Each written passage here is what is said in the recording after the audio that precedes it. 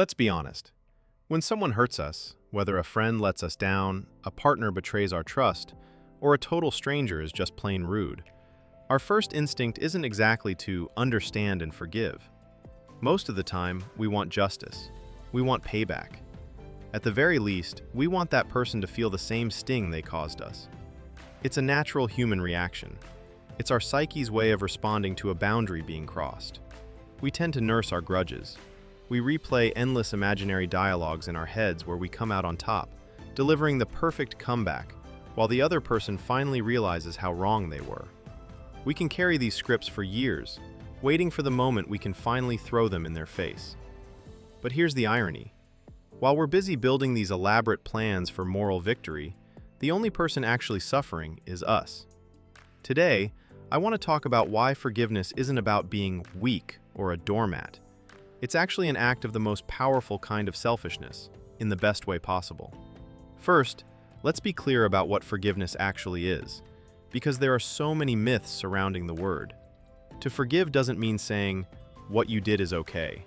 No, it wasn't okay. It was painful, it was unfair, and it might have been cruel.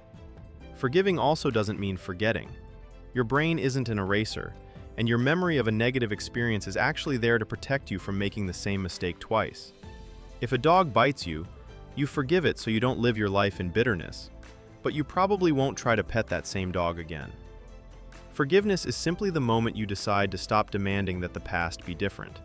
It's the decision to take off a heavy backpack full of stones that you've been lugging uphill, hoping that the weight will somehow hurt the person who put them there. But spoiler alert, they probably don't care. They might not even remember your name. They might be sleeping soundly while you're spending your most precious currency, your life energy, on them. Let's look a bit deeper. What happens to us physically when we hold on to a grudge? Your body enters a state of chronic stress. Cortisol and adrenaline are constantly being pumped into your system. Your blood pressure spikes, your sleep suffers, and your immune system takes a hit. Your nervous system screams, "Danger," every time you see that person's photo on social media, or even just hear their name mentioned. Learning to forgive is literally a matter of survival. Studies show that people who know how to let go of grudges live longer and have fewer heart problems.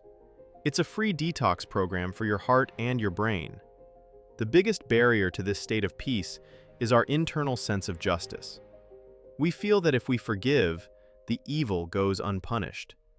We cast ourselves as judges who must deliver a verdict. But your resentment doesn't punish the other person at all. It only punishes you. Think about it. It's like drinking poison and sitting there waiting for your enemy to die. Sounds ridiculous, right? But that is exactly what we do when we refuse to let a situation go. The world isn't always fair, and that's a hard, cold fact.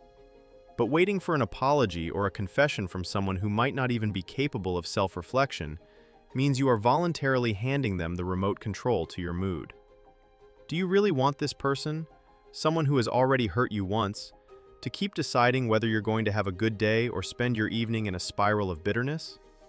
So, how do you actually start forgiving? It doesn't happen by snapping your fingers. Forgiveness isn't a feeling, it's a deliberate choice. First, acknowledge your pain. You don't need to be a superhero and pretend everything is fine. You're hurt, you're angry, you're resentful, and that matters. Give those feelings space to exist instead of shoving them down. Second, try to look at the situation from a distance. Most likely, the person didn't act that way because they're a movie villain. They probably acted out because they are confused, traumatized, or just plain limited in their understanding of the world. That is their ceiling. You don't have to lower yourself to live under it. And most importantly, do it exclusively for yourself. Just tell yourself, "I am forgiving you not because you deserve it. You might be completely wrong. I am forgiving you because I deserve peace. I deserve to have a mind that isn't haunted by the ghosts of the past." Forgiveness is the ultimate form of personal freedom. It's your exit strategy from an invisible prison. When you forgive, you aren't changing the other person, you're changing yourself. You become independent. If you're carrying a stone in your pocket right now, try just setting it down. It'll feel strange at first, and your hand might reach back for it out of habit, but eventually, you'll find you can breathe a lot easier. I promise.